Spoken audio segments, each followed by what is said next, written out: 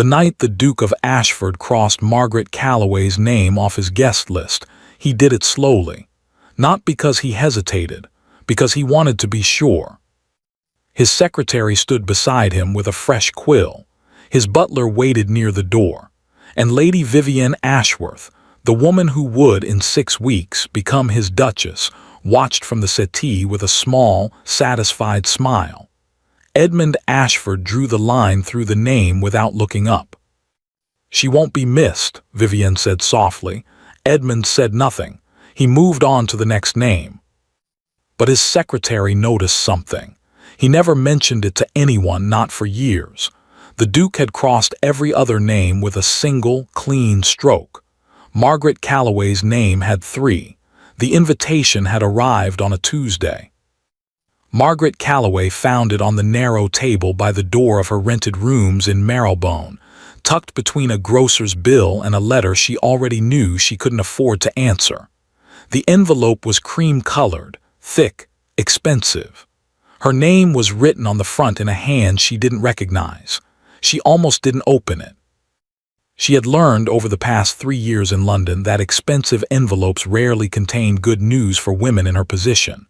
They contained expectations, conditions, the quiet assumption that gratitude was owed, but she opened it. Inside was a single card, no crest, no formal address, just 11 words in a clean, unhurried script. "You are expected at Ashford House. Friday evening. Wear something they'll remember." No signature. Margaret read it twice. Then she set it down on the table, walked to the window, and looked out at the gray London street below. She knew the handwriting. She had seen it once before, on a document her father had signed the year before he died. A document she had never spoken of to anyone. Lord Sinclair. She had met him exactly once, at her father's solicitor's office, 3 weeks after the funeral, when she had gone alone to understand the full scale of what had been left behind. The debts, the entailments, the quiet, devastating arithmetic of a noble family that had spent a century pretending it wasn't sinking. Sinclair had been there by coincidence, or so she had thought at the time. He was not what she expected. No cruelty in his face, no performance of power. He had simply looked at her across the solicitor's desk and said, very quietly, "Your father was a proud man, Miss Calloway. Pride is expensive. I hope you inherited something more useful." She had not answered him, but she had not forgotten the words. Now, standing in her small room with his note in her hand, Margaret thought about Friday evening, about Ashford House, about the particular kind of humiliation that came from walking into a room full of people who had already decided what you were. She knew about the guest list. Word traveled even to Marylebone, especially to Marylebone, where half of London's quietly reduced gentlewomen lived and listened and said nothing. She knew her name had been on it. She knew it had been removed. She had heard it from Mrs. Patten downstairs, who had heard it from her daughter, who worked in the kitchens of a house 2 doors from Ashford's. The story, as it came to Margaret, was brief and efficient. The Duke went through the list himself. His fiancée was present. Your name was crossed out. No reason given. Margaret had thanked Mrs. Patten politely, walked back upstairs, and sat very still for a long time. She was not angry. She told herself she was not angry. She was something colder than anger, something that had no name in polite society because polite society did not allow women like her to feel it openly. On Wednesday morning, she sent a reply to Lord Sinclair's note. She used her last good sheet of writing paper. She kept her response to 1 sentence, "I will require a carriage." His answer came within the hour. "It will be waiting." By Thursday evening, Margaret had done 3 things. First, she had visited the small trunk at the back of her wardrobe, the one she never opened, and taken out the only dress worth taking out. Deep green silk, slightly out of fashion, perfectly preserved. Her mother's, altered twice already. She examined it in the fading light, turned it once, and hung it on the door. Second, she had written a letter to her father's old solicitor requesting confirmation of a specific document. The response arrived by evening post, 2 lines only, but the 2 lines she needed. Third, and this was the part she did not let herself think about too carefully, she had allowed herself to remember the last time she had been inside Ashford House. Not as a guest, not through the front door. She had been 19. The late Duke, Edmund's father, had still been alive. Her own father had brought her to a private meeting, one she had not been told the subject of in advance. She had sat in the entrance hall for 2 hours while the men talked behind closed doors. Edmund Ashford had walked through that hall once. He had been perhaps 23, dressed for riding, clearly in a hurry. He had glanced at her the way one glanced at furniture and continued walking. She had not existed to him. She wondered if that had changed. She suspected it had not. It didn't matter. Friday was not about Edmund Ashford. The carriage arrived at 8:30, black, unmarked, pulled by 2 gray horses. The driver did not speak. Margaret descended her front steps without looking back at the house, settled into the seat and folded her hands in her lap. The streets of London moved past the window, gaslight and cobblestone, the sounds of another season beginning, wealth performing itself for anyone who cared to watch. Margaret did not watch. She looked at her hands. She thought about the document in her father's files. She thought about the 11 words on that cream-colored card, where something they'll remember, she had. Outside, London glittered. Inside the carriage, Margaret Calloway sat straight-backed and silent, and she did not allow herself to feel anything she could not afford. The horses turned onto Ashford Street. The house came into view, every window blazing, carriages lined along the front, the sound of music drifting out into the cold night air. And then the carriage slowed and stopped, not at the front entrance, at the side gate. Margaret looked at the gate for a moment. Then she looked at the driver. The driver said nothing. Margaret understood. She picked up her small evening bag. She straightened her spine. And she opened the carriage door herself before the driver could move, before anyone could offer a hand, and she stepped down onto the cobblestones. She stood at the side gate of Ashford House, alone in her dead mother's green silk dress, and she looked at the door she was apparently meant to use. Then she heard footsteps behind her. She turned. Lord Sinclair stood at the edge of the pavement in full evening dress, his silver-topped cane in one hand, watching her with an expression she couldn't quite read. "I thought the carriage was taking me to the front entrance," she said. Her voice was perfectly even. "It was," Sinclair said. "The driver made an error." He said it in a tone that suggested the driver had made no error at all. He offered her his arm. "Shall we correct it?" he said. Margaret looked at him for a long moment. She thought about the document, about her father's signature, about 3 years of expensive envelopes and quiet humiliations, and the particular arithmetic of a woman who had nothing left to lose. She took his arm. They walked around to the front of the house together, and Lord Sinclair nodded once to the footman at the top of the steps, and the doors opened. The music was louder now. The light was warm and gold. And as they crossed the threshold, Sinclair leaned slightly toward her and said, very quietly, "He's standing to the left of the fireplace. He's been watching the door for the last 20 minutes. I don't think he knows why." Margaret did not look left. She smiled very slightly at nothing in particular and walked into the room. The room did not go silent all at once. That was not how it worked in places like this. Silence in a ballroom was never sudden. It moved like a wave from one cluster of people to the next, carried by eyes and elbows and the small, sharp intake of breath that meant look. It started near the door. A young woman in pale yellow stopped mid-sentence. Her companion turned. Then the couple beside them. Then the group near the refreshment table, who craned their necks with considerably less subtlety than they imagined. By the time Margaret and Lord Sinclair had taken 6 steps into the room, approximately 40 people had stopped talking. Margaret kept walking. She had learned at 19, sitting in the entrance hall of this very house, that the most dangerous thing a woman in her position could do was let a room know it had affected her. A room like this fed on uncertainty, on the flicker of the eye, the tightening of the jaw, the almost imperceptible hesitation in the step. She gave them nothing. She walked as her mother had taught her, shoulders back, chin level, as though the floor beneath her feet had been placed there specifically for her convenience. Beside her, Sinclair moved with the unhurried ease of a man who had never once in his life worried about a room's opinion of him. This was, Margaret reflected, one of the great advantages of being the man who held half of London's debt. She felt Edmund before she saw him. Not in any romantic sense, nothing so soft as that. It was simpler, the particular quality of a stare that does not look away when it should. She had felt it from across rooms before. She had felt it from men who wanted things from her, and men who wanted things for her, and men who simply could not reconcile what they were seeing with what they had previously decided. She did not turn left. Not yet. "Lord Sinclair."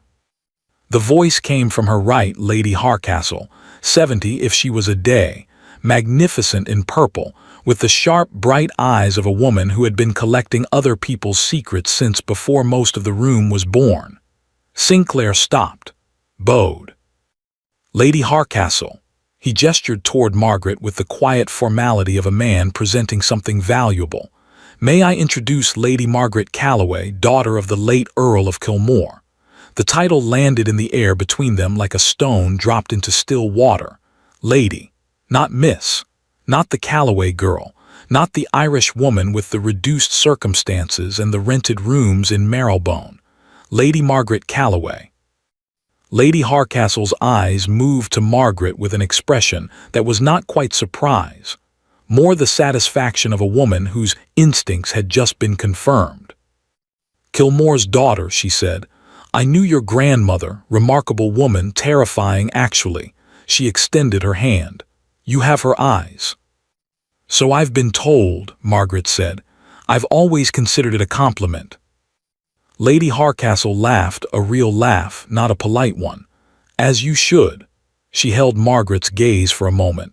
"Welcome to Ashford House, my dear.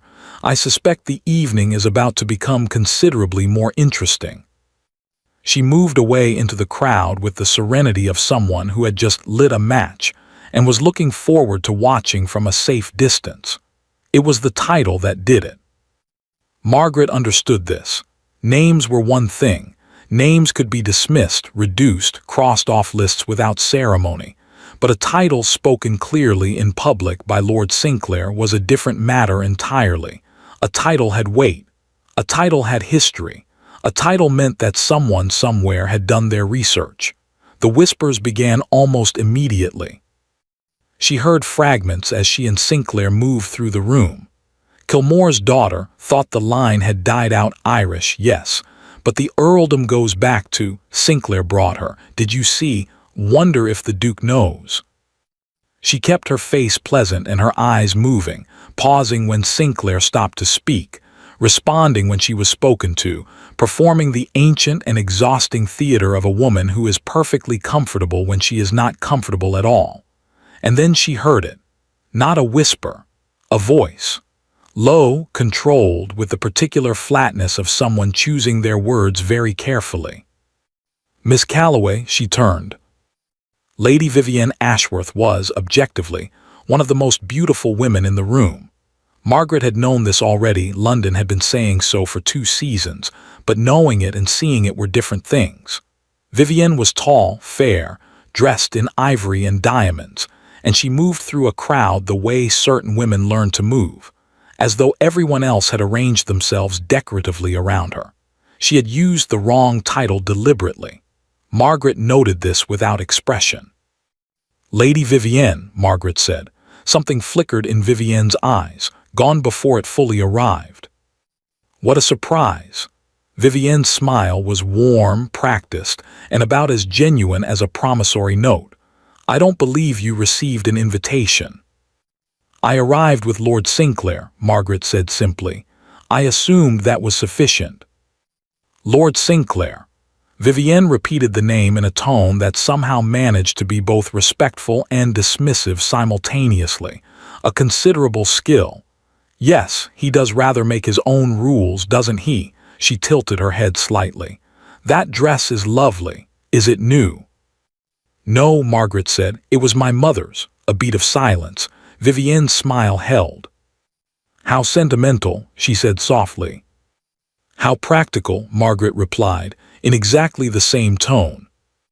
Sinclair, who had been engaged in conversation 3 feet away and had heard every word, disguised what might have been a cough. Vivienne looked at Margaret for one more moment, the look of a woman recalculating, and then she smiled again, wider this time, and said, I do hope you enjoy the evening. She leaned in just slightly, the way women leaned in when they wanted a sentence to land. While it lasts. She moved away. Margaret watched her go. Then she turned very deliberately and looked to the left of the fireplace. Edmund Ashford was watching her. She had known he would be. Sinclair had told her.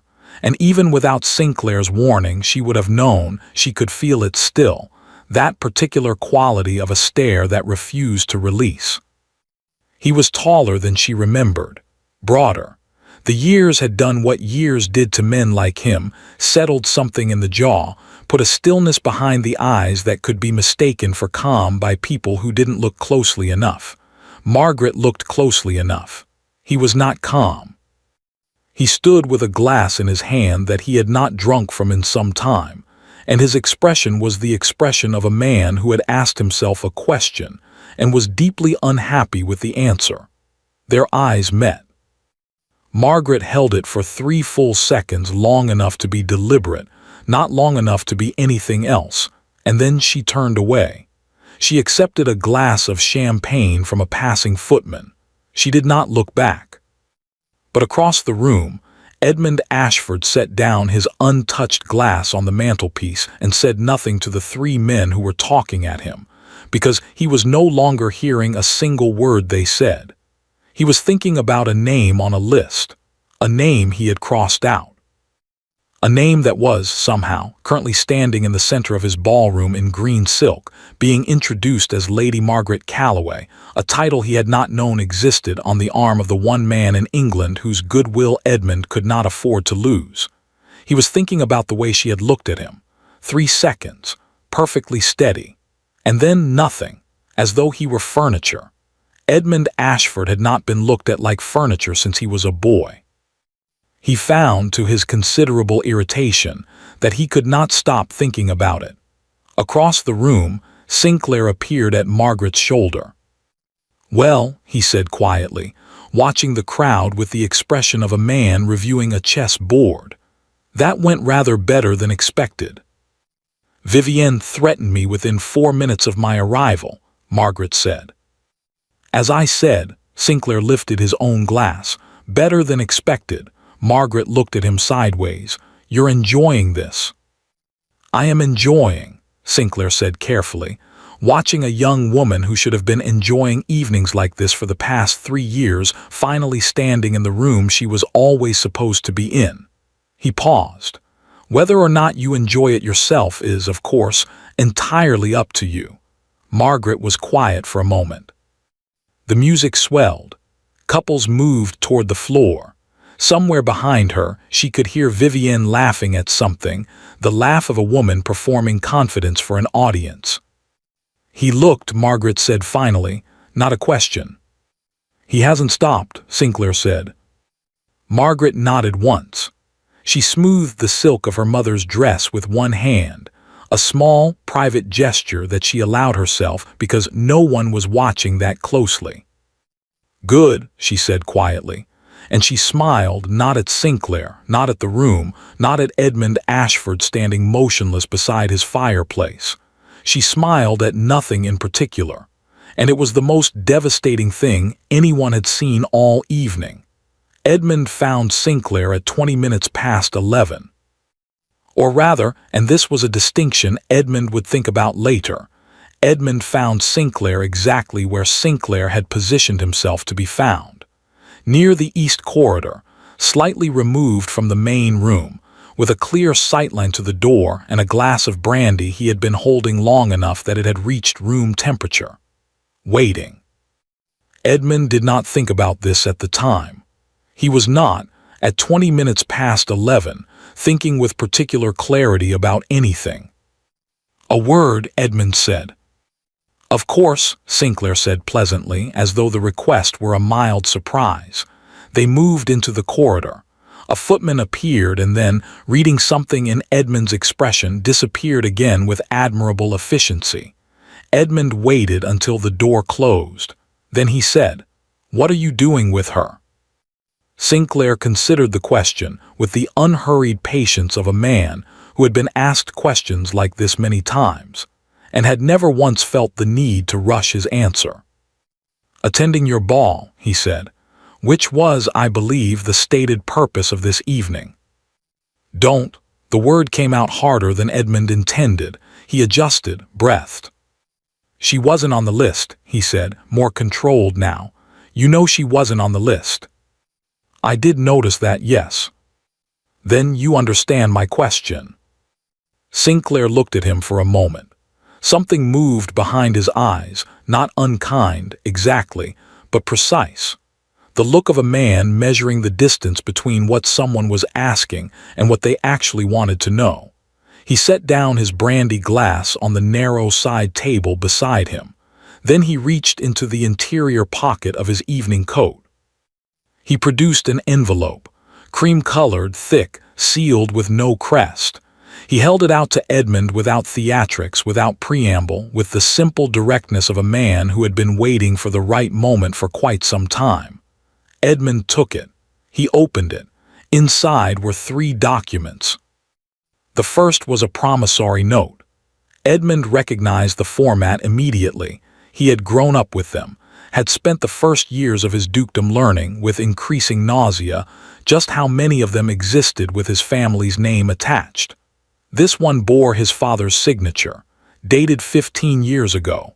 The sum written at the bottom was not small. The second document was a transfer of debt, formal, witnessed, legally unimpeachable. The original creditor, an Irish banking house Edmund barely recognized, transferring full ownership of the debt to a private individual. The name of that individual was Thomas Calloway, Earl of Kilmore. Edmund stared at it. The third document was a second transfer, dated 4 years after the first. Thomas Calloway, in deteriorating health, transferring the debt, along with a small number of other assets, into trust. For his daughter, for Lady Margaret Calloway. Edmund read it twice. Then he looked up. Sinclair was watching him with the expression of a man who had already had all the reactions Edmund was currently having some time ago, and had arrived at a kind of settled peace about it. "How long?" Edmund said. His voice was very quiet. "Her father acquired it 11 years ago," Sinclair said. "She's held it personally for 4 years." "Yes." Edmund looked back down at the documents. 4 years. While he had been managing the dukedom, negotiating the estate's finances, reassuring creditors, planning a strategically sensible marriage to a woman with the right connections and the right family and absolutely nothing else of interest. For 4 years, the instrument that could have reduced him to nothing had been sitting in the hands of a woman living in rented rooms in Marylebone, who had never used it, who had never, as far as he could determine, mentioned it to a single person, who had come tonight, to his ball, on Sinclair's arm in her dead mother's dress, and stood in the center of his ballroom and looked at him like he was furniture. "Why?" Edmund said. It was not entirely clear which question he was asking. Sinclair seemed to understand anyway. "I don't know," he said, with the first note of genuine honesty Edmund had heard from him all evening. "I've asked myself the same question. She had every reason to use it. 3 years ago, 2 years ago, the timing would have been advantageous. The estate was in a more precarious position then." He paused. "She didn't. She must want something." "Everyone wants something," Sinclair said. "That doesn't tell you very much." Edmund looked at him sharply. Sinclair picked up his brandy glass again, looked into it, set it back down. "I acquired the debt from her 6 months ago," he said. "She came to me. She wanted it out of her hands." He glanced at Edmund sideways. "She said, and I'm recalling this as precisely as I can, that she had no interest in holding something over a man who had never done her a deliberate kindness. She said it made her feel," he paused, as though selecting the word carefully, "small." The corridor was very quiet. Outside, through the closed doors, the music continued. Someone laughed. A woman's voice, bright and carrying. "Vivienne," Edmund thought, without looking. He folded the documents back into the envelope. "I'd like to keep these," he said. "They're yours," Sinclair said. "They were always going to be yours. I was simply waiting for the right evening to give them to you." Edmund looked at him. "Why tonight?" Sinclair smiled, not unkindly. "Because tonight," he said, "you crossed her name off a list, in front of witnesses, and I thought," he lifted the glass, finally drank from it, "that you ought to know, before the evening was out, exactly whose name you crossed off." Edmund stood in the corridor for a long time after Sinclair returned to the ballroom. He stood with the envelope in his hand and thought about 15 years of his father's debt sitting quietly in the possession of a woman he had looked at like furniture. He thought about 3 years, 4 years of her saying nothing, doing nothing, absorbing the loss of everything her family had been without reaching for the one instrument that could have changed her position entirely. He thought about tonight, about the side gate, about the carriage driver who had made an error. He thought about her face when she walked into this room, the absolute, unassailable steadiness of it. And then, because he was, despite everything, an honest man in private if not always in public, he thought about the list. He thought about Vivienne's voice saying she won't be missed. He thought about his pen, about 3 lines instead of 1. He had told himself, drawing those lines, that it was practical, sensible. Margaret Calloway was a complication he didn't need, a connection to an old debt he preferred not to examine, a presence that made him feel things he had decided, at 31, he no longer had time to feel. He had told himself all of that, and then he had stood beside his fireplace for 20 minutes watching the door. Edmund put the envelope inside his own coat. He straightened, adjusted his cuffs, prepared his face into the expression he wore in public, the one that conveyed authority without inviting conversation. Then he walked back toward the ballroom. He did not have a plan. He was not a man who acted without plans. This bothered him considerably, and he set the feeling aside, because the alternative was to stand in the corridor until the ball ended and his guests began to wonder, and that was not an option. He pushed open the door. The room received him as it always did, a subtle reorganization of attention, the slight reorientation of bodies toward power, the particular awareness that moved through a room when its host returned to it. Edmund scanned the room. Vivienne was near the far windows, holding court with 3 women who were laughing at something with the slightly desperate energy of people trying to impress someone. Sinclair was speaking to Lord Harcastle near the entrance, and Margaret was not where she had been. Edmund looked left, right, through the groups of people, past the dancers, toward the refreshment table, toward the doors to the terrace. The terrace doors were slightly open. A thin line of cold air moved through them. Edmund crossed the room. He moved with the efficiency of a man who knew exactly where he was going, which was useful because he had no idea where he was going.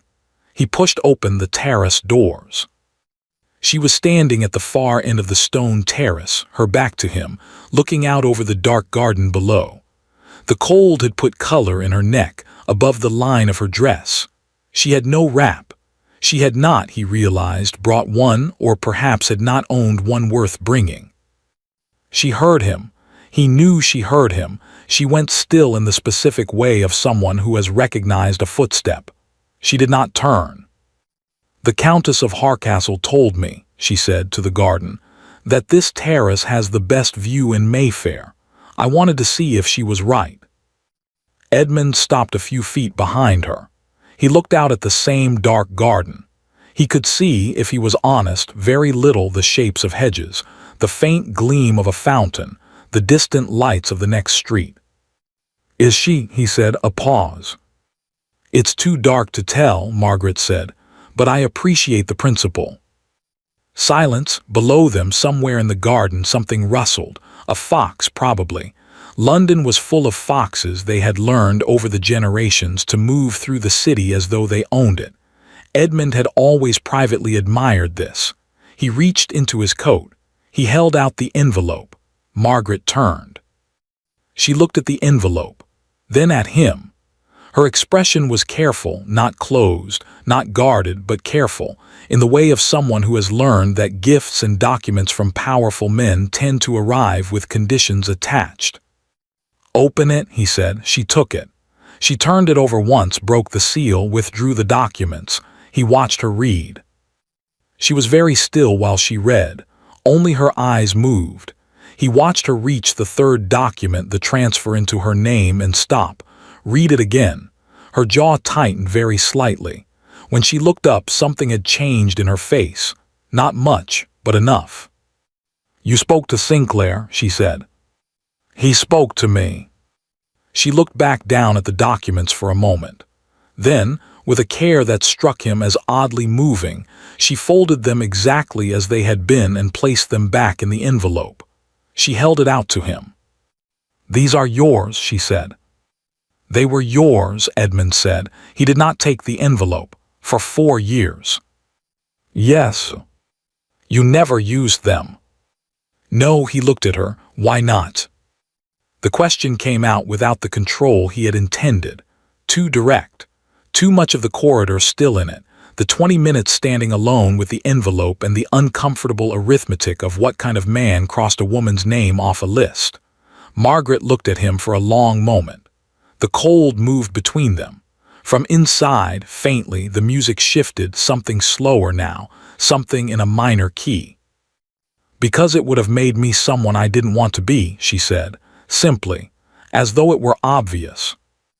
And then, before he could speak, before he could find a single word adequate to that answer, she placed the envelope on the stone balustrade between them, and she said, "You didn't cross out my name, Your Grace." She picked up her skirt slightly, enough to move. "You crossed out your own chance." She walked past him, back through the terrace doors, back into the light and the music and the warm, watchful room. Edmund stood at the balustrade. He looked at the envelope. Below him, in the dark garden, the fox moved through the hedges with the unhurried confidence of something that had learned, long ago, that this city belonged to whoever refused to be driven out of it. Edmund picked up the envelope. He put it back inside his coat, and he stood there in the cold for a long time, listening to the music change. The announcement was made at midnight.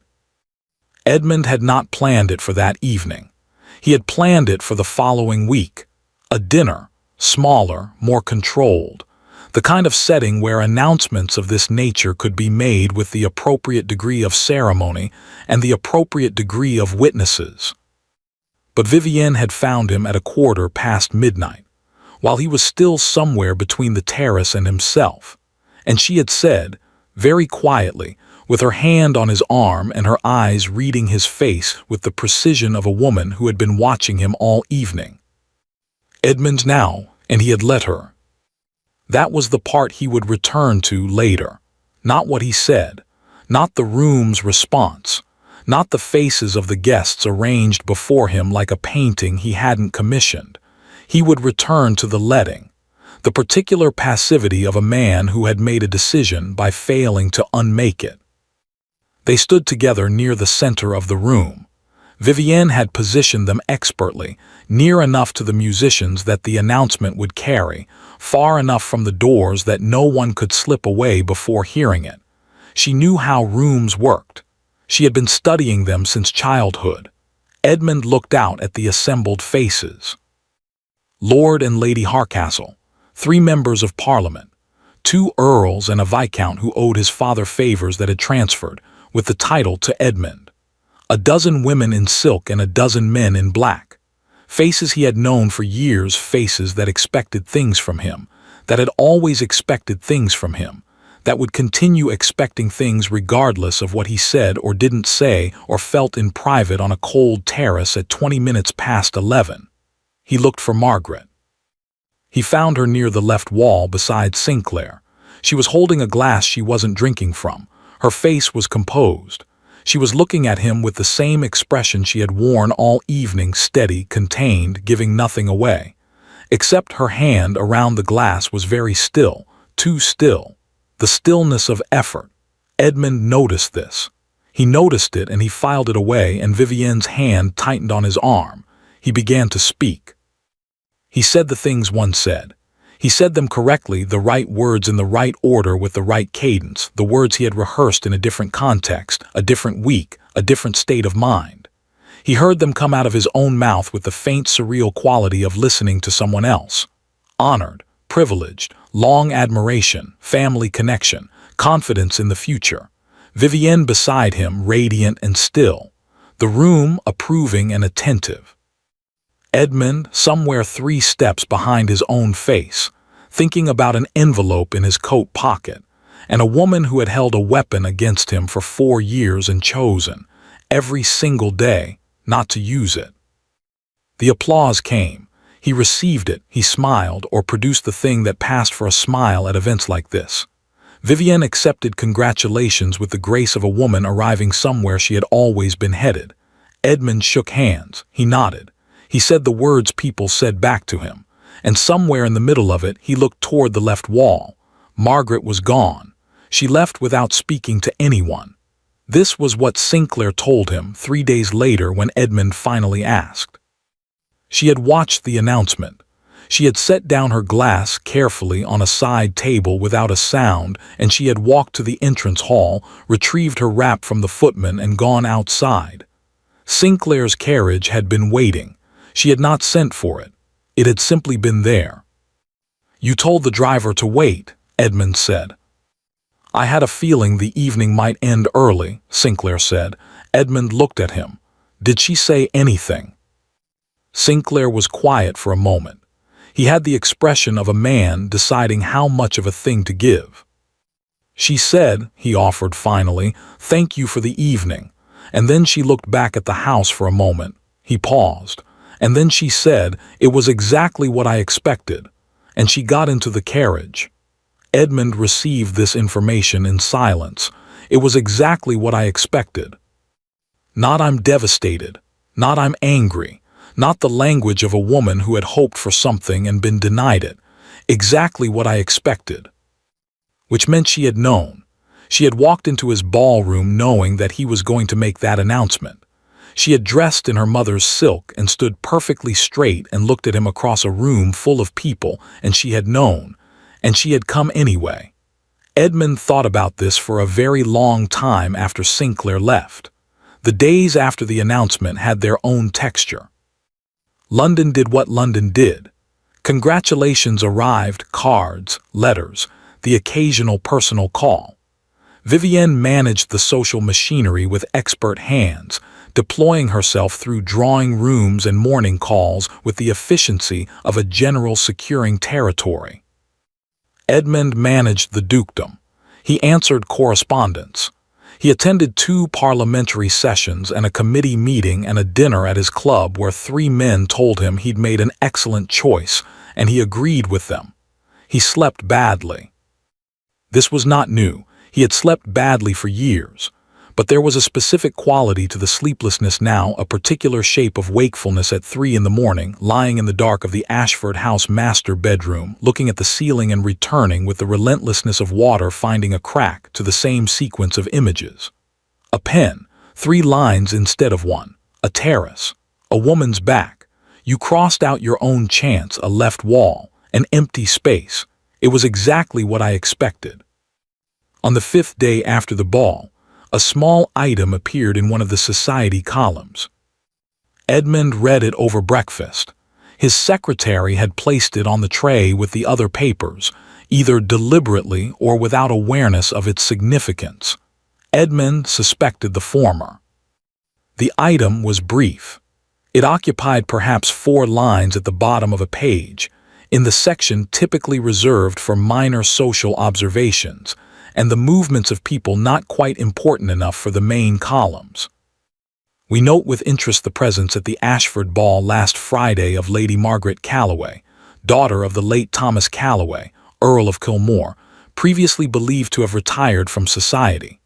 Lady Margaret appeared in excellent health and was observed in close conversation with Lord Sinclair, whose own recent business activities in the Irish markets have attracted some attention.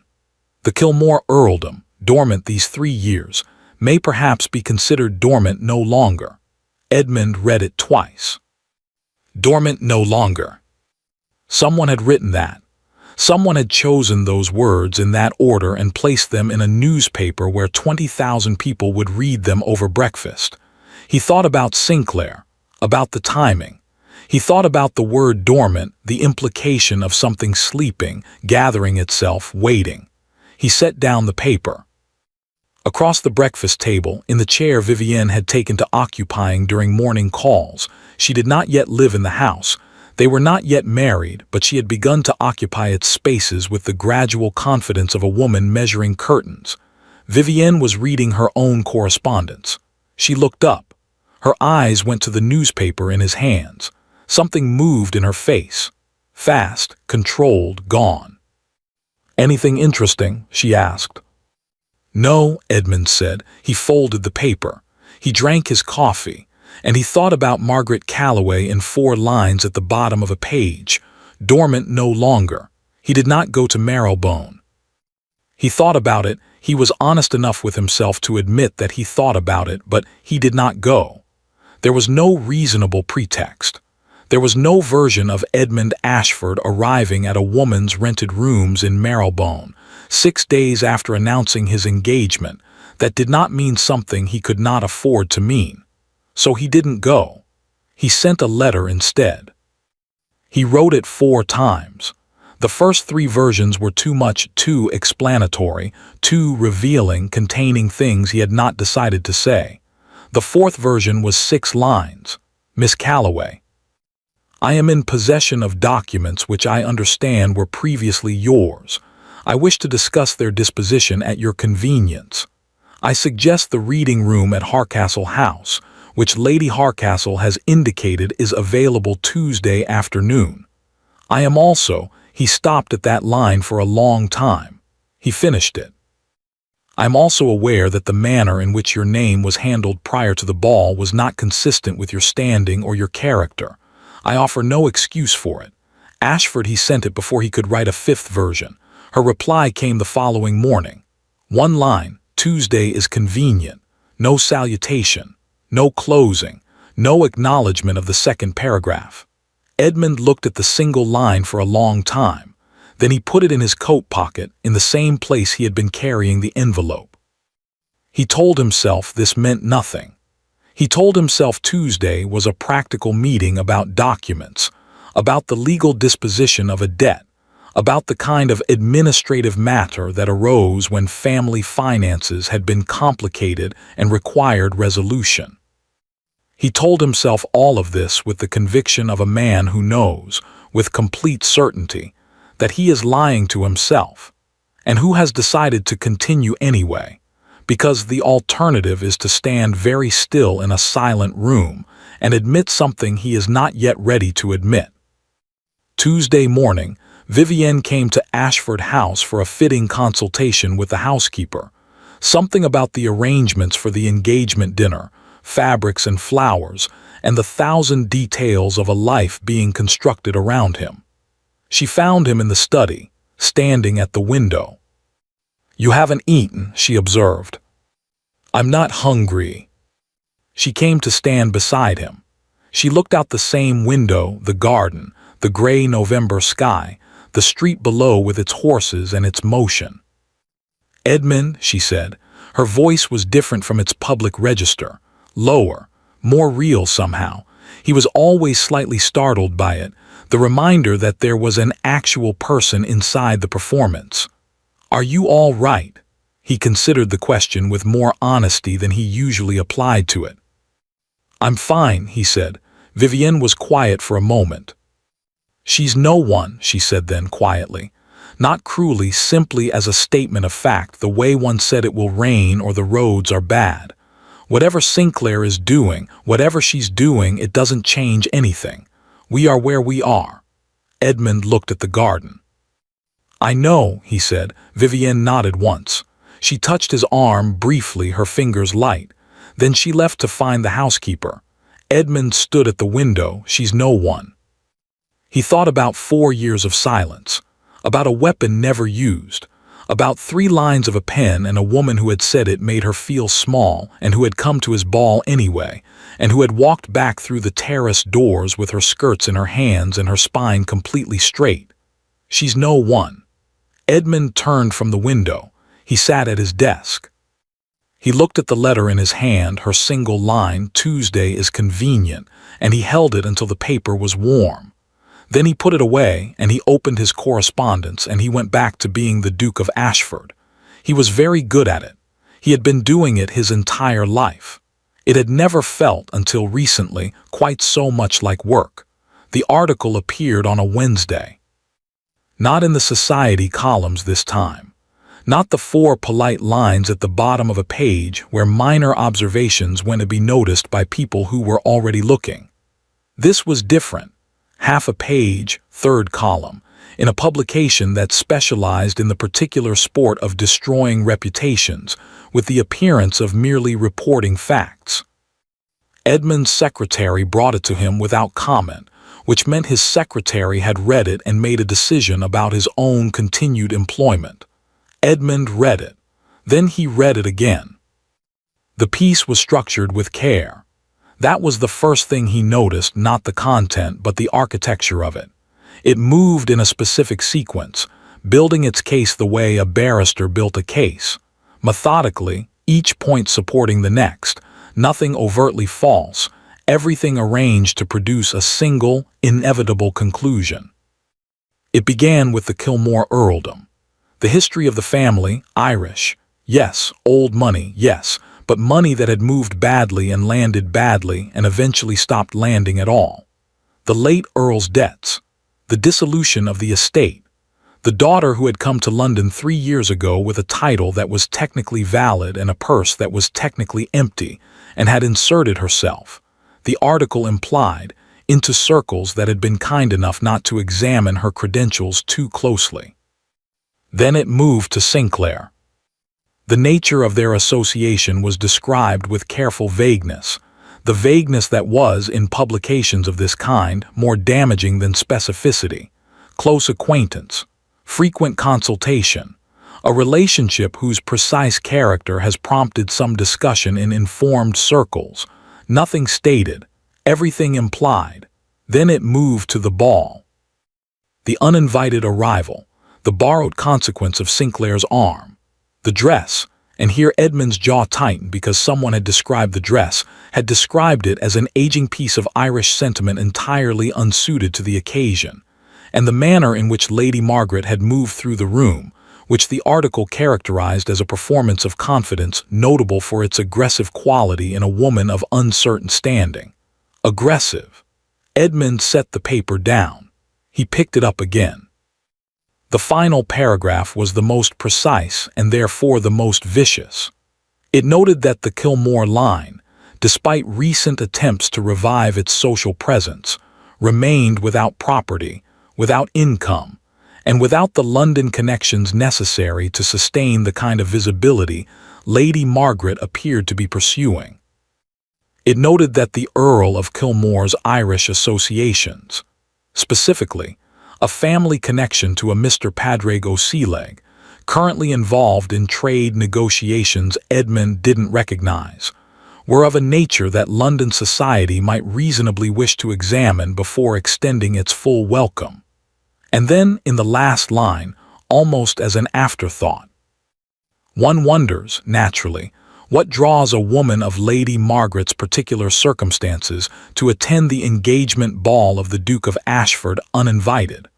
One wonders further what she hoped to find there that was worth the considerable risk to what little remains of her reputation. Edmund put the paper face down on his desk. He sat very still. The fire in the grate ticked. Outside, rain had begun, a fine, gray, relentless London rain that made the windows look like they were thinking. He thought about the article, about its structure, about the precision of it, the specific details that required proximity, access, the particular knowledge of someone who had been in the same room. He thought about Vivienne saying on the terrace the night of the ball, "I do hope you enjoy the evening, while it lasts." He thought about her hand on his arm at breakfast. "She's no one." He sent for Vivienne at noon. She arrived at 1, which told him she had needed the hour to prepare. She came into the study in pale blue, composed, with the expression of a woman who had considered several versions of this conversation and selected the one she intended to have. Edmund did not speak immediately. He let the silence do some of the work. He had learned this from his father, the utility of silence in a room, the way it pressed on people, the particular discomfort of waiting for a man who was not yet ready to talk. Vivienne sat. She folded her hands. She waited. Edmund placed the newspaper on the desk between them. She looked at it. Something crossed her face, so fast that only a man who had been watching for it would have caught it. But Edmund had been watching. "I've seen it," she said. "Have you?" "Everyone has seen it by now." Her voice was even. "It's that sort of publication." "Vivienne," she looked up. "Did you speak to them?" he said, not a question. The flatness of a statement waiting to be confirmed or denied. A pause, 2 seconds, 3. "I spoke to someone," she said, "who I understood to be discreet." The room was very quiet. "She came to your ball uninvited," Vivienne said. Her voice had changed, still controlled, but something underneath it now, something with pressure behind it. "On Sinclair's arm, with a title no one had heard in years, positioned in the center of your room like she had every right to be there. While I was—" she stopped, adjusted. "I was protecting what we have, Edmund. I was protecting our future.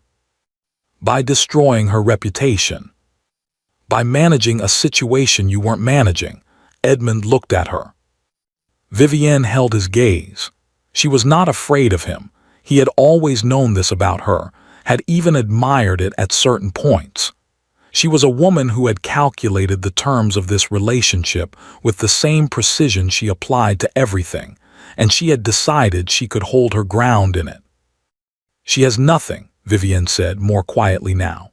"She came to London with a hollow title and borrowed consequence, and she attached herself to a man who collects other people's leverage for entertainment. Whatever she is to you," she paused on the words deliberately, "she is not what you need. She is not what this family needs. And I will not apologize for understanding that when you apparently could not." Silence. Edmund said, "Leave the article alone. Publish nothing further." Vivienne's eyes narrowed slightly. "Edmund, I am not asking." The words landed quietly. They did not need volume. Vivienne stood. She picked up her gloves from the arm of the chair. She moved to the door with the controlled grace of a woman who was not going to give him the satisfaction of seeing her hurry. At the door, she stopped. She turned. "I read the society column," she said. "The one from last week, dormant no longer." She looked at him steadily. "Sinclair wrote that, or had it written. You know that." Edmund said nothing. "He's been planning this for some time," she said. "Whatever this is. And you're standing in the middle of it, Edmund, and you're letting yourself be managed by a man who collects debt and a woman who comes to other people's parties in dead women's dresses, and you're calling it—" She stopped. Her voice was very precise. "What are you calling it?" Edmund said nothing. Vivienne looked at him for one more moment, then she left. The door closed behind her, not loudly. That was somehow worse. By Thursday morning, the article had done its work. This was the speed of it. This was what Edmund had forgotten, or perhaps had never fully understood because he had never been its target. A piece in that publication, circulated on Wednesday, reached drawing rooms by Thursday breakfast. It shaped conversations he wasn't in. It moved through morning calls and afternoon visits, gathering momentum with each telling, accumulating the small embellishments and elaborations that turned an article into a story. And a story, once it began moving through London's social machinery, was nearly impossible to stop. He heard it from Hardcastle, who called on Thursday afternoon with the uncomfortable expression of a man delivering news he had not asked to carry. "There's talk," Hardcastle said, settling into the chair across from Edmund's desk with the heaviness of his 70 years. "You know the sort, nothing specific, nothing that can be pinned, but the kind that settles." He looked at Edmund carefully. "The girl's name is being said in a certain tone now. You know the tone." Edmund knew the tone. "Lady Hardcastle is not pleased," Hardcastle added, somewhat unnecessarily. "No," Edmund said. "I imagine she isn't." Hardcastle was quiet for a moment. He looked at the fire. He had the look of a man assembling something. "My wife," he said carefully, "has a theory about where that article originated." Edmund waited. "She hasn't shared it with me directly," Hardcastle said, "but she's canceled 2 engagements this week that both happen to involve your fiancé, and my wife doesn't cancel engagements." He paused. "She considers it rude." On Thursday evening, Edmund did something he had told himself he would not do. He went to Marylebone. He told himself it was about the Tuesday meeting, a preliminary conversation, a matter of logistics. He told himself this as he ordered the plain carriage, not the crested one. He told himself this as he gave the driver the address. He told himself this as he rode through the gray November streets, watching London go about its business around him with the complete indifference of a city that had seen everything. He stopped telling himself at some point between Mayfair and Marylebone, and simply sat with the truth of where he was going and why. Mrs. Patton answered the door. She was a small, round woman with extraordinarily alert eyes, and she looked at Edmund with the expression of a woman who knew exactly who he was, and had formed an opinion about him that she was not going to share unless pressed. "The Duke of Ashford," he said. "I'm here to call on Lady Margaret Calloway." Mrs. Patton's eyes moved over him with the thoroughness of a customs inspection. "She's in," she said. "Whether she's receiving is another matter." She left him on the step.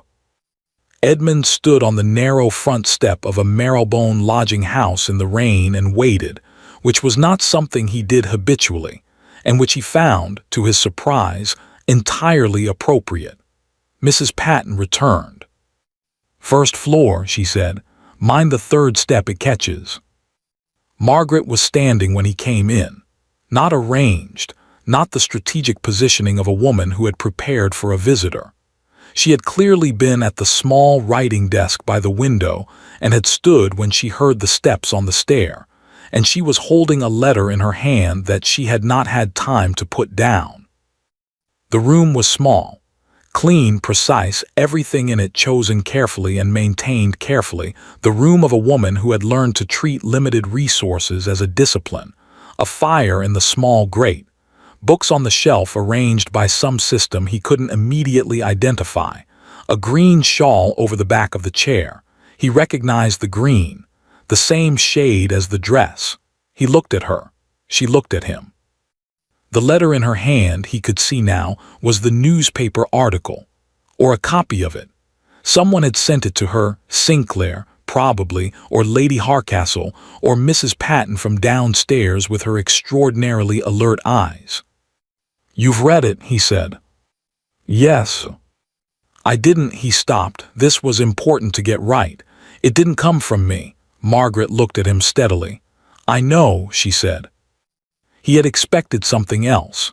Some version of doubt, or the withholding of judgment, or the particular careful neutrality of a person who had learned not to extend trust without evidence. Instead, "I know," simple, without hesitation. "How?" he said. Something moved in her face, not quite a smile, because it was too precise to be useful to you. You would have no reason to put that in a paper. What's in that article damages me, it doesn't help you. She set the letter down on the desk. It helps someone who considers me a threat, which means it was written by someone who is threatened. Edmund looked at her for a moment. She's going to deny it, he said. Of course she is. I can't prove it. No, Margaret agreed. You can't. Silence, the rain against the window, the fire. The article mentioned Padre Gosileg, Edmund said. A family connection. I don't know the name. Something changed in Margaret's expression. Not alarm, something more complex. Something that looked, from a certain angle, almost like a card being placed on a table after a long game of holding it. She moved to the desk. She opened the small drawer. She produced a document different from the one Sinclair had given him, smaller, more recent, and she held it out. Edmund crossed the room and took it. He read it. He read it again. He looked up. Your mother's brother, he said. Yes. He's the Irish representative for the Northern Trade Agreement. Yes. Edmund looked at the document. The Northern Trade Agreement, he knew it. He had been following its progress for 8 months. It was the largest commercial arrangement between England and Ireland in 30 years. Every significant financier in London had a position on it. Sinclair had a position on it. If this goes through, Edmund said slowly, and your connection to Gosileg becomes. Known, Margaret said. Known, he agreed. Then the article becomes a very expensive mistake for whoever wrote it. She said it without satisfaction, simply. My uncle has been trying to reach me for 6 months. I didn't respond because I wasn't certain of his intentions. I became certain last week. She paused. I was going to tell Sinclair on Tuesday. Edmund looked at her. You were going to tell me on Tuesday, he said. She met his eyes. I was going to tell Sinclair. What you did with the information was going to be your decision. He held her gaze. And now? Margaret was quiet for a moment. The rain moved against the glass. In the street below, someone was calling to someone else, a brief, ordinary exchange, the city going about its life. Now someone has printed my name in a newspaper in a tone designed to ensure I am not received anywhere, she said, which means Tuesday may be too late. She looked at him with the steady, even directness that he was beginning to understand was simply how she looked at things she had decided to face. So I'm telling you now. Edmund stood in the small room with the document in his hand and the fire behind her and the rain on the glass and thought, with the clarity that occasionally arrived in moments one had not prepared for, that he had spent 31 years learning to calculate everything. Risk, return, advantage, exposure. He had crossed her name off a list because she was a variable he couldn't calculate. He understood now that this had been the most expensive mistake of his adult life. Not because of the debt, not because of the trade agreement, not because of the man in Ireland whose name had appeared in a newspaper and whose significance Vivienne had just, catastrophically, drawn the entire city's attention to. Because of the woman standing in front of him in a room the size of his dressing room, in a green shawl the color of her dead mother's dress, holding nothing back and asking for nothing, and telling him the truth. I'm going to need to make some arrangements, he said. Margaret nodded once. I'll call on Sinclair tonight. He'll be expecting you, she said, which meant she knew Sinclair well enough to know how he moved, which meant the three of them, Margaret, Sinclair, and the documents and the trade agreement and the 4 years of silence, had always been a system, had always been moving towards something. Edmund had simply been the last to understand what. Tuesday, he said, Harcastle House, we proceed as arranged. Yes, he moved toward the door, stopped.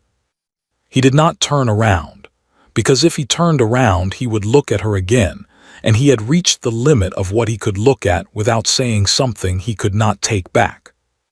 The third step, he said, on the stair. It catches, Margaret said. Yes, thank you. He went down the stairs. He minded the third step. He came out into the marrowbone rain and stood on the pavement for a moment before getting into the carriage. He did not think about her face. He thought about it the entire way home. The engagement dinner was held on a Friday. Ashford House had been dressed for it, flowers Edmund hadn't ordered, candles in arrangements he didn't recognize. The particular transformation that occurred when Vivienne's taste moved through a room and rearranged it according to her own geometry. It was beautiful. He acknowledged this honestly. She had an eye for these things, a genuine gift for the orchestration of spaces and occasions, and the dining room looked exactly as a room should look when a duke announced to 40 people that his future was settled. Edmund stood at the head of the table and thought about Tuesday. Tuesday had lasted 4 hours. Lady Harcastle's reading room, a long, book-lined space on the second floor that smelled of old paper and deliberate privacy, had held 5 people: Edmund, Margaret, Sinclair, Harcastle himself, and a solicitor Sinclair had brought whose name Edmund had already forgotten and whose competence he had not. They had laid everything on the table. The debt documents, the trade agreement correspondence, the newspaper article and its traceable origins. Sinclair had traced them, with the efficiency of a man who had been anticipating the need to do so. The family connection to O'Sealeg, the legal standing of the Kilmore earldom and what its revival meant in the context of the northern negotiations. It was a long table. By the end, it was covered. Edmund had sat across from Margaret for 4 hours and watched her present information with the quiet precision of a woman who had been managing complexity alone for years and had simply never had an audience for it. No performance, no positioning. She answered questions directly, acknowledged what she didn't know, and twice corrected Sinclair on points of detail with a matter-of-factness that made the solicitor look up from his papers. Sinclair had caught Edmund's eye at one of these moments. Edmund had looked away. At the end of the 4 hours, Harcastle had leaned back in his chair and said, with the satisfaction of a man completing a puzzle he'd been handed in pieces, "Well, that's rather a different picture than the one in the paper, isn't it?" Margaret had said nothing. Edmund had said, yes. He had spoken to Vivienne on Wednesday. The conversation had been brief. Not because there was little to say, there was a great deal to say, more than either of them could say cleanly in one room without the weight of it becoming too much to manage. But Edmund had learned, from 31 years of managing Ashford affairs, that the length of a conversation was not proportional to its importance. Some of the most consequential things he had ever said had been short. He told her about the trade agreement, about O'Sealeg, about what the article had done, not to Margaret's reputation, though he told her that too, but to the careful architecture of a negotiation that had been 8 months in the building, and that now had Vivienne's fingerprints on the part of it that had been deliberately damaged. Vivienne had listened. She was very good at listening. She absorbed information with the stillness of someone filing it, sorting it, reassessing. When he finished, she was quiet for a long moment. "I didn't know about the trade agreement," she said. "I know. I wouldn't have," she stopped, started again. "I was protecting us." "I know that too." She looked at him. Something in her face had shifted, not collapsed, not broken, but moved. The expression of a woman who had run a very precise calculation and arrived at an answer she had not expected. "Is this about the agreement," she said carefully, "or is this about her?" Edmund looked at her. He gave her the truth. He owed her that. "Both," he said. The word sat in the room between them. Vivienne looked at him for a long time. He could see her assembling it, taking the weeks since the ball itself, the terrace, his face during the announcement, the Tuesday meeting he had told her about, the Wednesday conversation. Assembling it the way she assembled everything, thoroughly, without sentimentality, with the clear, cold intelligence that had always been her most honest quality. "You haven't done anything," she said. "A statement, not an accusation." "No." "But you want to." He didn't answer. He didn't need to. Vivienne looked at the window for a moment, then she looked back at him.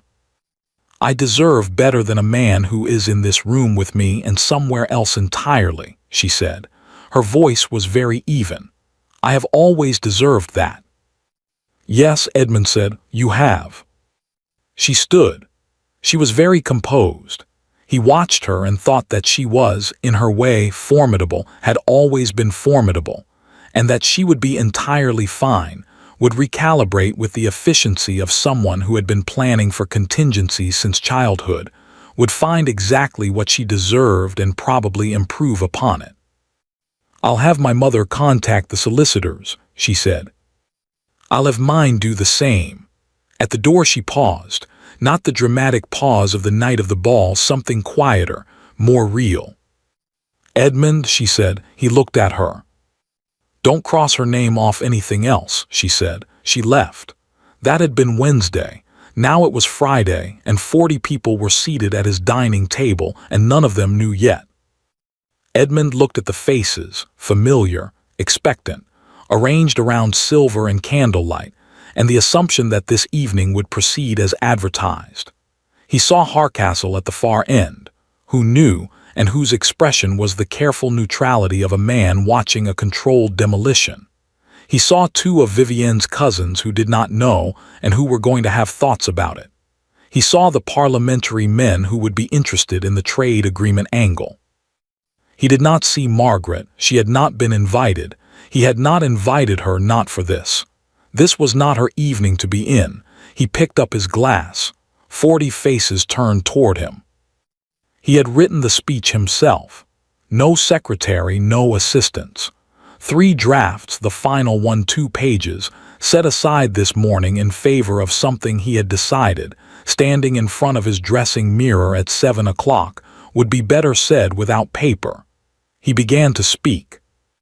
He spoke about the dukedom, about the history of the Ashford family, 4 generations, this house, the particular weight of a name that had been built by people he had never met and would be carried by people he hadn't yet imagined.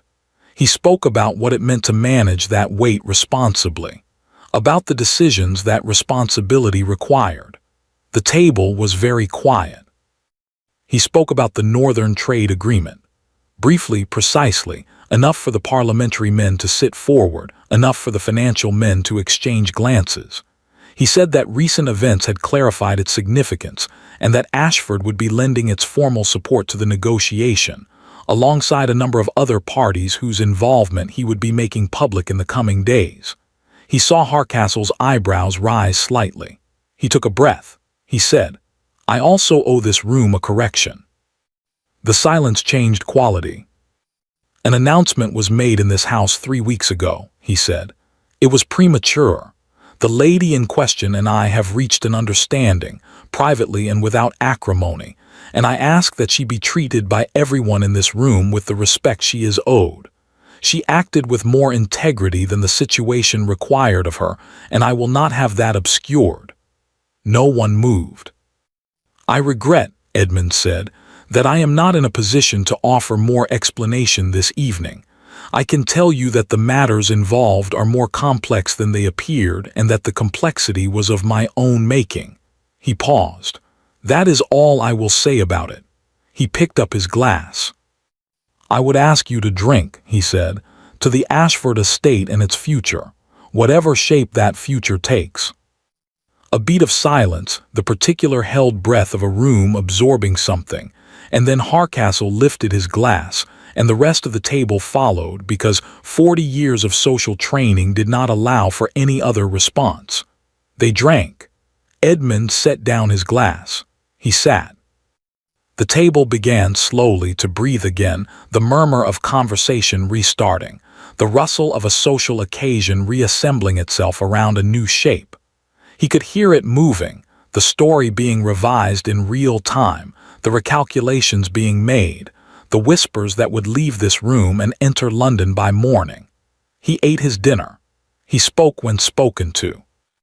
He answered questions about the trade agreement with the composed efficiency of a man who had been managing public scrutiny since he was 19 and knew how to hold a line. And at the end of the table, Hardcastle caught his eye and gave him the small, almost imperceptible nod of a man who had seen a difficult thing done cleanly. Vivienne arrived at 9:15. Edmund had not expected this. He had not expected her to come. They had not discussed the dinner, had not discussed the speech, had understood between them that the dissolution of their arrangement was a private matter being handled through solicitors and would eventually become public in its own time. She was in ivory, not the same dress, but the same color, as though she had decided not to change that particular thing about herself. She came through the drawing-room door with the composure of a woman who had made a choice about how she was going to do this and was doing it. The room noticed immediately. Edmund rose. She came toward him with the directness of someone who was not going to be intercepted by anyone else first. She stopped before him, and she looked at him and she said, quietly enough that only he could hear, "I decided it was better to come." He understood. She was controlling the story, arriving on her own terms, managing the room's perception, refusing to let her absence become the thing people talked about. It was, he thought, exactly what he would have done. "Thank you," he said. She looked at him. "Don't thank me, I'm doing this for myself." "I know," he said. "That's why I'm thanking you." Something moved in her face.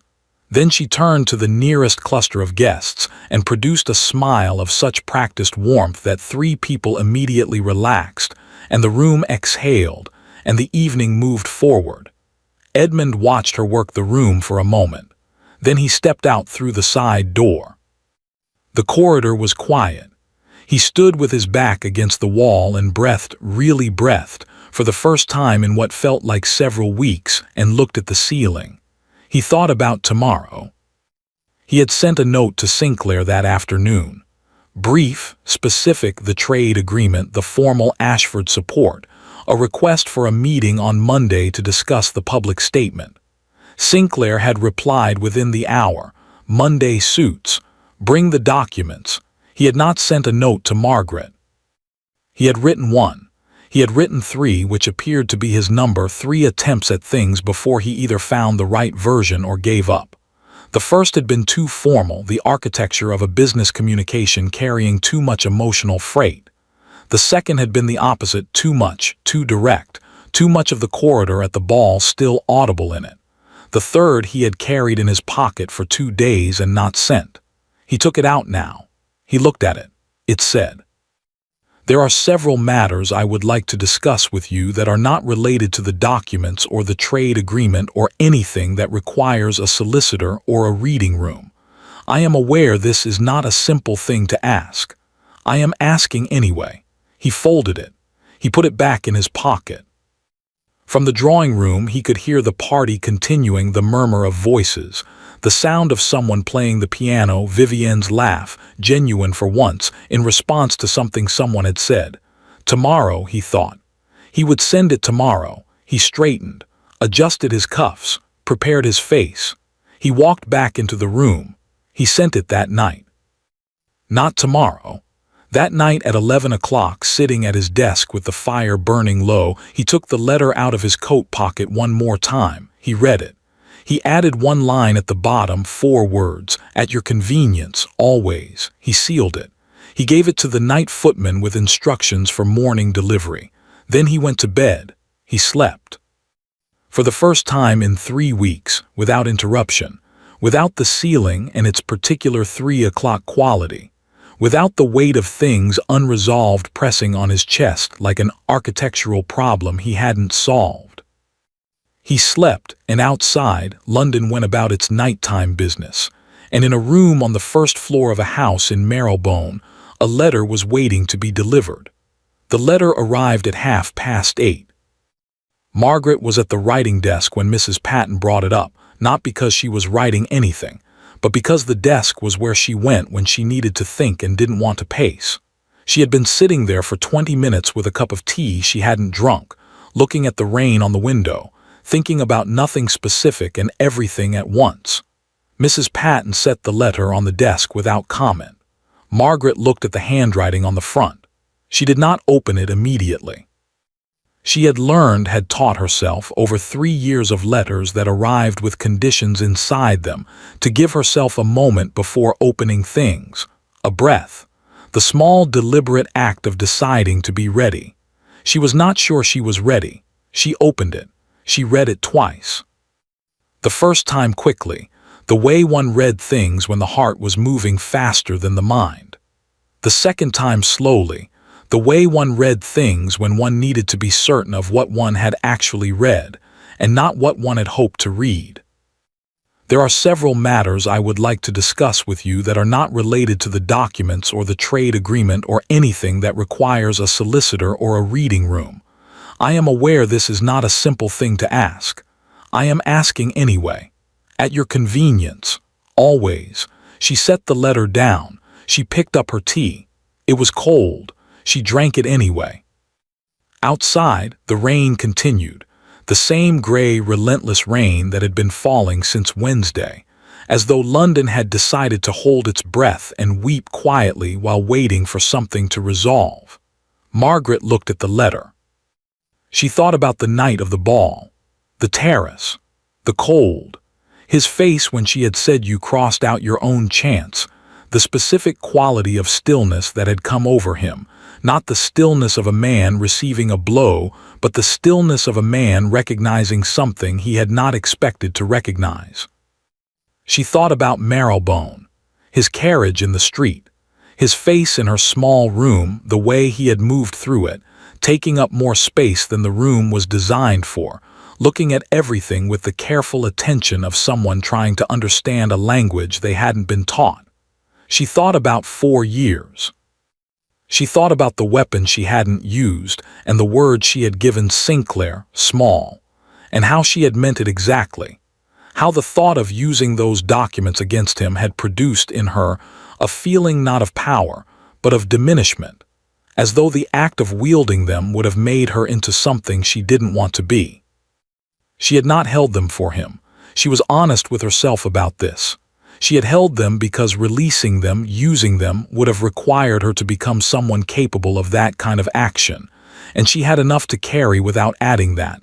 But she had not used them, and he was here, and the letter said always. She picked up her pen. Her reply was 4 words. She had considered more, had written more twice before crossing it out. She had written a careful paragraph that said the things one said when one was being appropriately measured and not allowing hope to run ahead of evidence. She had written another version that was warmer and had frightened her slightly with its warmth, and so she had crossed that out too. 4 words. Come when you like. She sealed it. She gave it to Mrs. Patton. Then she went to the wardrobe. Not the trunk at the back, that was for occasions that required armor. She opened the main wardrobe and looked at what was there. 3 day dresses, 2 of them good, 1 of them better. A gray wool that her mother had always called the serious one.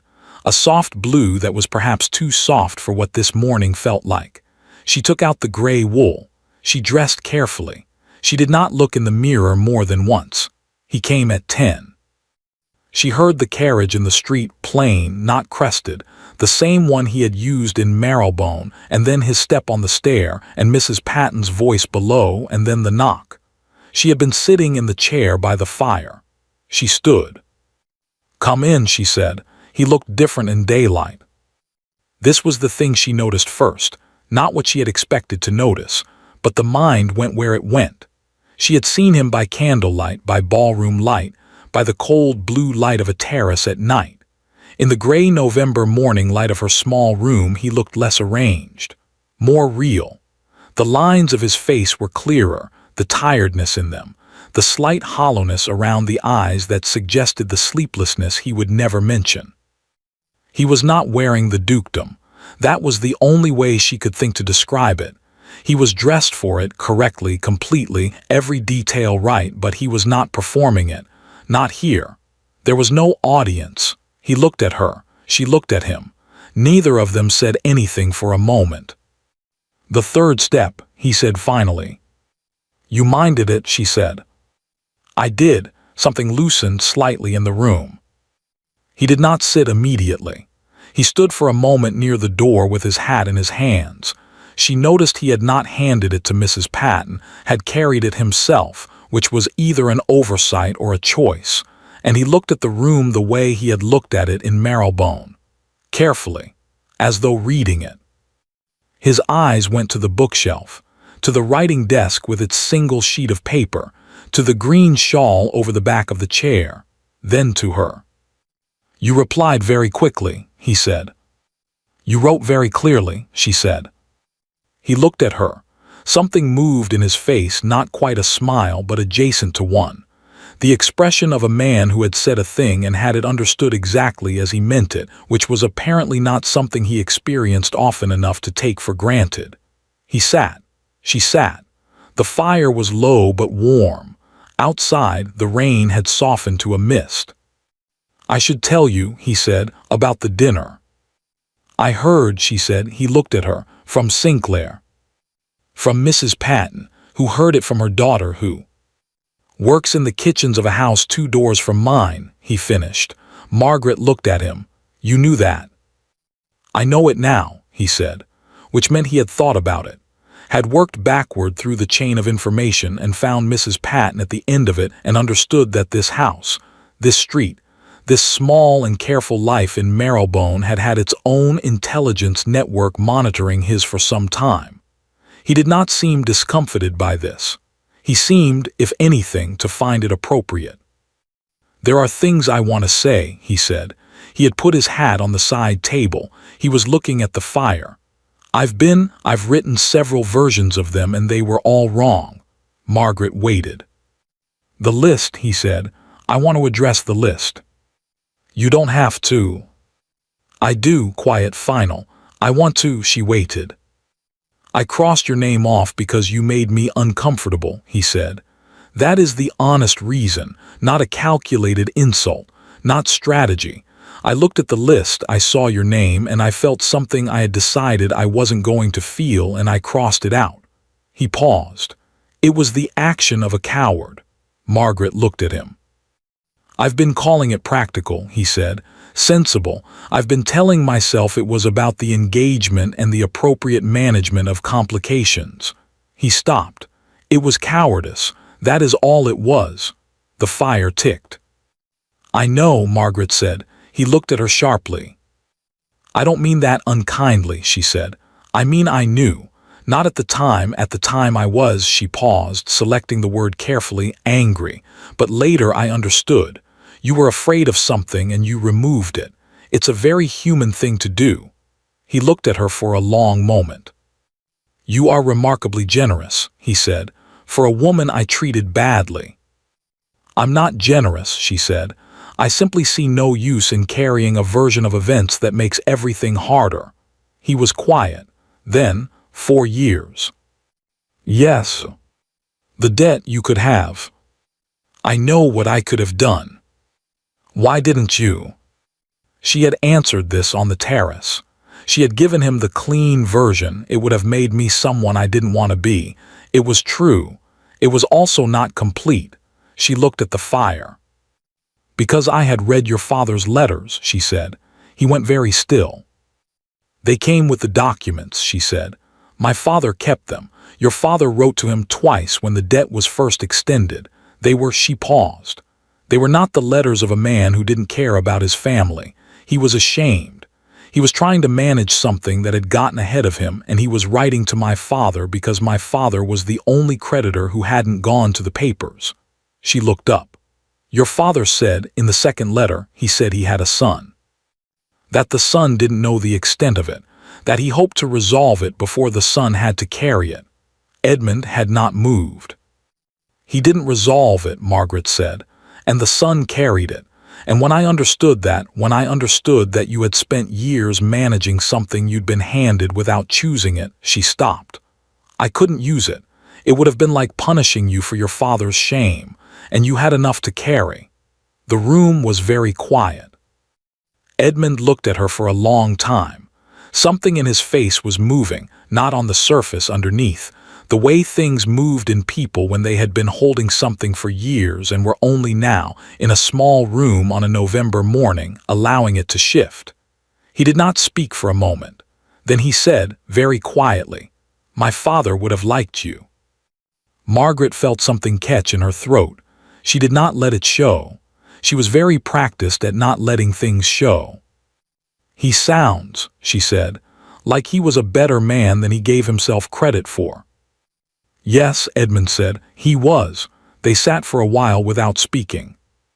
This was its own thing, the silence between them, which had been charged and careful in every previous room, and was here in the morning light with the rain on the glass, simply quiet. The silence of two people who had said the difficult things and were sitting with them. Margaret refilled the tea from the small pot on the hearth. She handed him a cup. He took it without comment, which she found she liked, the absence of the performance of gratitude, the simple receiving of a thing offered. They drank their tea. Outside, the mist had thickened slightly. London moved through it, the sounds of it, horses and voices and the distant roll of wheels, with the indifference of a city that had no particular investment in what happened in first-floor rooms in Marylebone. "Monday," Edmund said, "the meeting with Sinclair about the trade agreement." "Yes. I'd like you to be there." She looked at him. "It's your agreement to support. It's your family connection that makes it viable," he said, "and you've been managing this longer than any of us." He looked at her steadily. "You should be in the room." Margaret considered this. "Sinclair will want a formal arrangement," she said. "If I'm in the room, there has to be a basis for it, a legal standing." "Yes," Edmund said, "I know." She looked at him, he looked at her. "I have a proposal," he said, "that addresses the legal standing. The fire, the rain, the tea cooling in her hands." "Does it?" she said. "It does." He set down his cup. He reached into his coat, the same movement she had seen on the terrace the night of the ball, reaching for the envelope. But this time his hand came out empty. He had not brought documents. He had not brought anything official or sealed or witnessed. He had come with his hat in his hand. "I am aware," he said, "that I have given you very little reason to trust my judgment. I am aware that I have managed most of this badly. I am aware that you have been, throughout, considerably more composed and considerably more decent than the situation required." He paused. "I'm aware that walking into a room and making a proposal without a solicitor present and without prior arrangement and without anything except—" he stopped. "Without anything except the intention behind it is not how these things are done." "No," Margaret agreed, "it isn't. I find I don't care how these things are done." She looked at him, he looked at her. "I would like to write your name back," he said. "On any list, every list. Whatever list matters, I would like your name on it, correctly, permanently." He held her gaze. "If you would allow me." The fire shifted. A log settling, the sound of something finding its resting place. Margaret looked at Edmund Ashford, at the tiredness in his face and the steadiness in his eyes, and the hat on the table beside him and the absence of documents, the deliberate absence of anything that could be called strategy or calculation or the appropriate management of complications. She thought about the terrace, the envelope, the 3 lines instead of 1.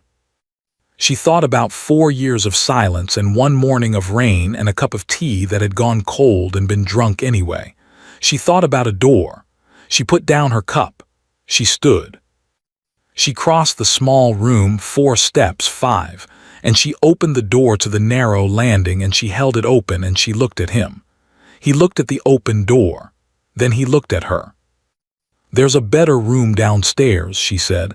"Larger. Mrs. Patton won't interrupt us there." She paused.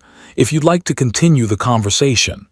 Edmund Ashford stood. He picked up his hat. He looked at her, really looked at her, the way she had looked at him across the ballroom, 3 seconds, steady, deliberate, and then he set the hat back down on the table. He wouldn't need it, not for a while. He walked to the door. He walked through it. Margaret pulled it closed behind them both, and they went downstairs together, and Mrs. Patton, who was not listening from the kitchen, heard nothing and saw nothing, and went to put the kettle on for the second time that morning with the expression of a woman who had formed an opinion several weeks ago and was deeply satisfied to find it confirmed. They said the Duke of Ashford had lost his mind. He had dissolved a perfectly suitable engagement, supported an Irish trade agreement that half of Parliament thought was premature, and married a woman with rented rooms in Marylebone and an earldom nobody could spell. They said it at breakfast. They said it at their clubs. They said it in drawing rooms with the particular relish of people discussing someone else's apparent madness from a safe distance.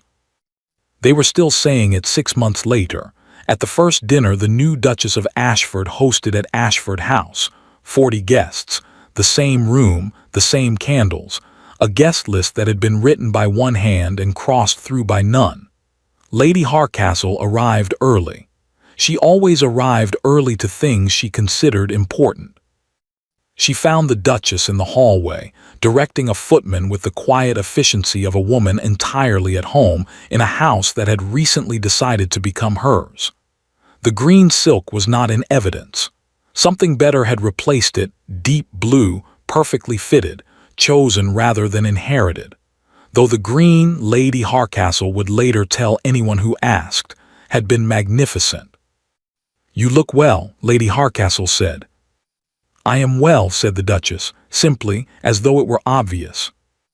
Edmund appeared from the study, not the arranged entrance of a host receiving guests, just a man walking through his own house toward his wife. He stopped beside her. His hand found the small of her back without ceremony, without performance, the way hands moved when they had learned where they belonged. Lady Hartcastle observed this. She accepted a glass of champagne from a passing footman. Across London, in a publication that specialized in the destruction of reputations, someone was writing a correction. It was not gracious. Corrections of that kind never were. But it was thorough, and it was public, and it used the words Lady Margaret, Duchess of Ashford 4 times in 3 paragraphs. Vivienne read it over breakfast in her new house in Chelsea, which she had furnished herself, entirely to her own taste, without consulting anyone. She read it once. She set it down. She poured her tea. She was, by all accounts, doing extremely well. In the study at Ashford House, in a frame above the fireplace, hung a single sheet of paper. A guest list. One name crossed out 3 lines, not one, and then below it in different ink, written over and over in the same handwriting until the page had no room left. Margaret, Margaret, Margaret, Margaret, Margaret. Nobody asked about it. Those who noticed understood. Those who didn't were not the ones it was meant for. Thank you for listening all the way to the end.